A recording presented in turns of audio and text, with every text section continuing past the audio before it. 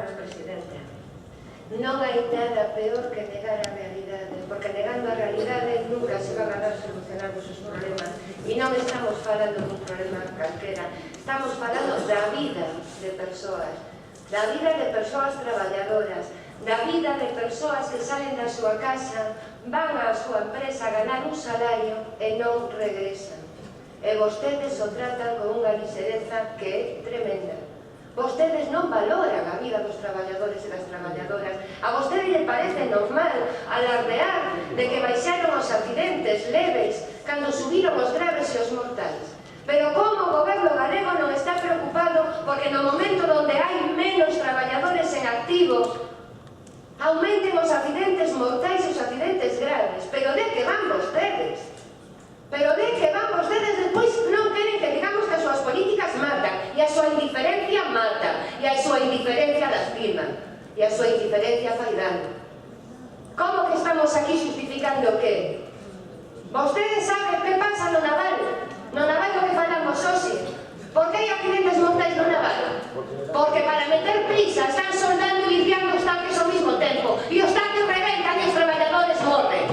Non falamos de coña. Cantos empresarios hai condenados pola morte de traballadores? Ningún. Cantas políticas efectivas de protección dos traballadores leva adiante o Partido Popular? Ninguna. O que fixo foi unha reforma laboral que garantiza que non lle vai pasar nada ao empresario, que presiona os traballadores para que traballen máis horas en condicións máis precarias e en peores condicións, cando se está investindo menos por parte das empresas en prevención de riscos laborais. Non sea frívolo, por favor, porque vostede en ese asiento non vai ter un accidente laboral grave, verdad? Vostede pode vivir moi cómodo aí, pero debería de caerte a cara de vergonza que teñamos o récord de sinistros graves nesta comunidade. Debería de caerte a cara de vergonza que seamos a terceira comunidade do Estado con máis accidentes graves.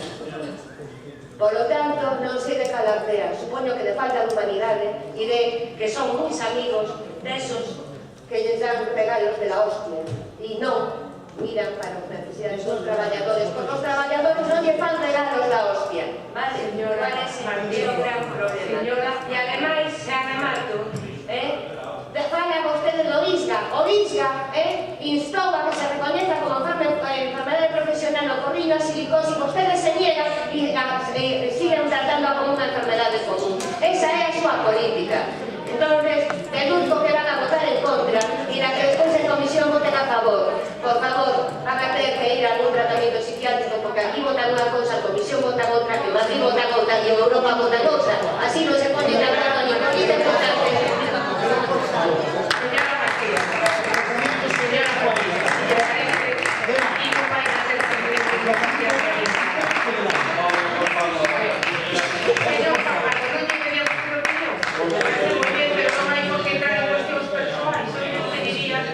simplemente o único que pido que non se utilice la expresión que menoscaben a dignidade das persoas, nada máis. Non creo que se está felicitando. Xa está, señora Martínez, non estou a 20 opinións. Vamos a continuar. Proposición